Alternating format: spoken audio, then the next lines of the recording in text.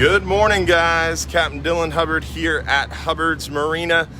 Another beautiful start to the day here inside Johns Pass at Hubbard's Marina.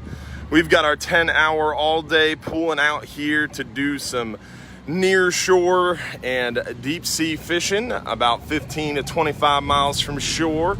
Beautiful start to the day, nice and clear. Beautiful weather forecast for today. And looking forward to hopefully catching a bunch of fish and having a good time doing it.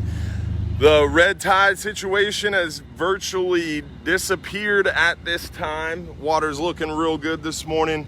Hopefully that trend will continue. Definitely excited about how great it looked yesterday. We've even got some snook hanging out here. It might be a little oh, you can see them real easy. That's how clear the water is. There's the snook. So definitely saw some sheep's head yesterday, a lot of bait back in the area.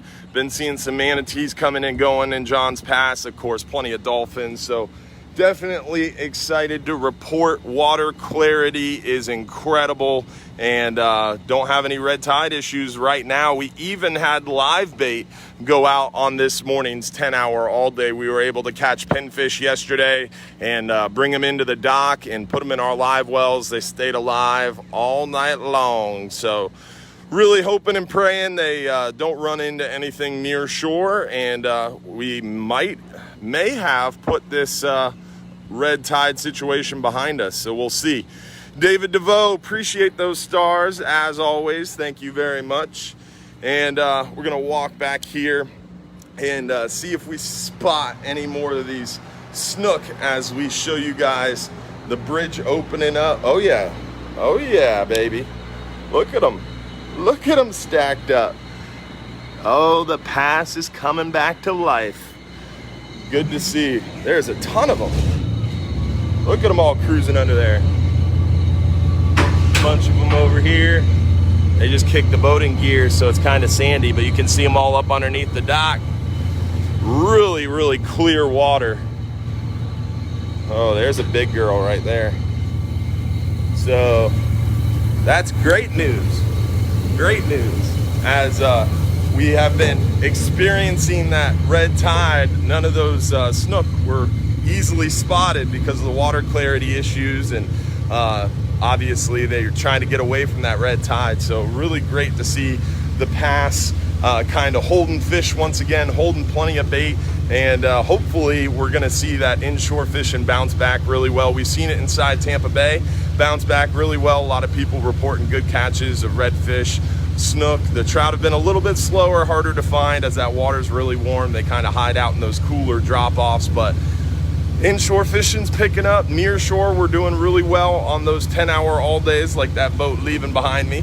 On red grouper, we've been seeing a few hogfish. The lane snapper bite's been pretty steady for us. Even a few mangrove snapper.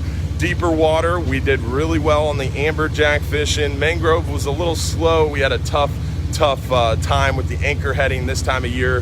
That weather can be too nice, and we really need about 10 knots.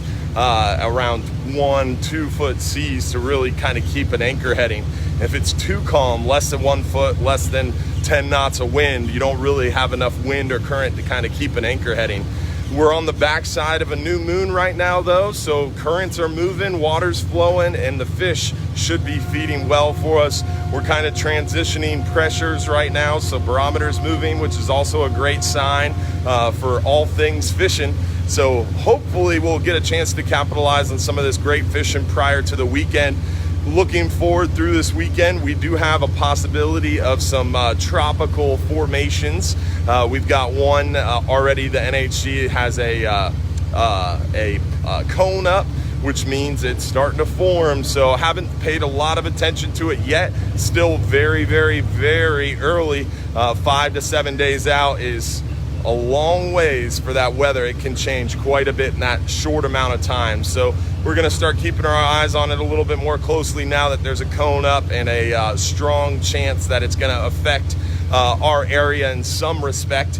But long way away. It could take a right turn. It could continue west and not make a turn north. So there's a lot at play.